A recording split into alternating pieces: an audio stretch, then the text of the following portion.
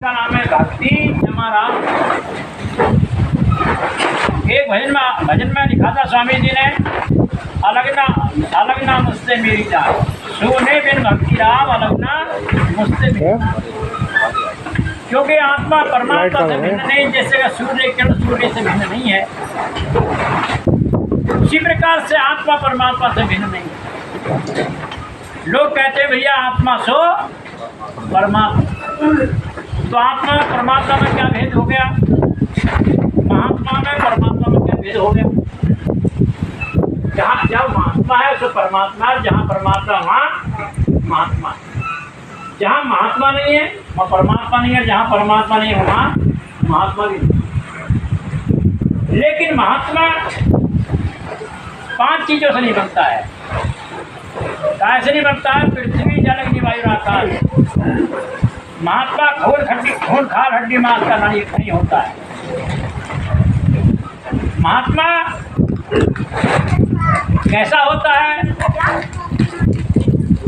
बिन पग चले सुने बिन काना, कर बिन कर्म करे गुनाना, आनंद है सकल भोगी बिन पगतावर बोले यो।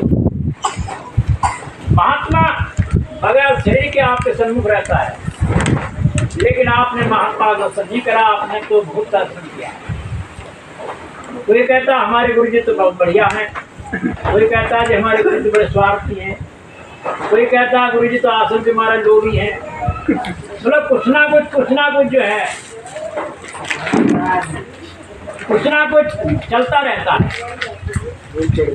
जबकि गुरु को ना कोई लोभ है, ना कोई स्वार्थ है, ना कोई मोह है, उसमें कोई मोह नहीं, वो तो निर्मल है, उसमें कोई मल भी नहीं है। लेकिन हमने मल वाले को देखा, और मल जब जहाँ मन है, मन क्या है? गंदगी है। जहाँ गंदगी है वहाँ परमात्मा नहीं है। गंदगी में तो आप नहीं बैठ सकते। और इस किचन में बैठ जाओगे आप, जहाँ गंदगी है वहाँ आप नहीं बैठ सकते। फिर महात्मा परमात्मा कैसे बैठ जाएगा? तो सबसे पहले हमें गंदगी हटानी होगी। सारी गंदगी हटानी होगी, कर्मों की गंदगी। कर्मों की गंदगी हट जाएगी, जीव पवित्र हो जाएगा, जीव निर्दोष हो जाएगा, दोष खत्म हो जाएगा। और जिसका दोष खत्म हो जाता है, निर्दोष होता है, निर्दोष को कोई सजा नहीं होगा। निर्दोष को कोई दोषी नहीं बना सकता। अगर दोषी बनाता भी है, दोष लगाता भी है, तो उसका नाश चला जाता है। परमात्मा निर्दोष है, दुनिया में निर्दोष बन जाना चाहिए, पवित्र बन जाना चाहिए। ऐसे कर्मों कर्म हरा दे, कर्म जिता दे, कर्म करा दे मुंह काला, कर्म ही से खेल रहे आनंद लागे। सबसे पहले हमें कर्मों से पवित्र रहना चाहिए। तन कैसे पवित्र होगा? कर्म से। कर्म कौन करता है? कर्म जीव करता है, शरीर नहीं करता। इसलिए मुर्दा भुक रहा है, कोई कर्म कर रहा है क्या? वो तो ये हाथी पे सब पैर रखे जाते चिता पर, अरे जैसे धरती पर आए उस पर भी चढ़ाओ, तो क्या है ये? लाश, ये तो मुर्दा है। लेकिन इस मुर्दे को चलाने वाला कौन है?